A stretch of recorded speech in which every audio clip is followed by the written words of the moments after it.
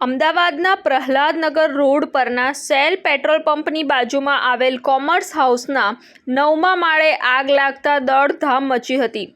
Fire બ્રિગેડની 5 ગાડીઓ ઘટના સ્થળે દોડી ગઈ હતી અને લાગેલી આગ કાબૂમાં લેવાઈ હતી।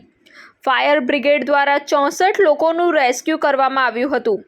એસીના ટગમાં આગ લાગવાનું સામે આવ્યું હતું।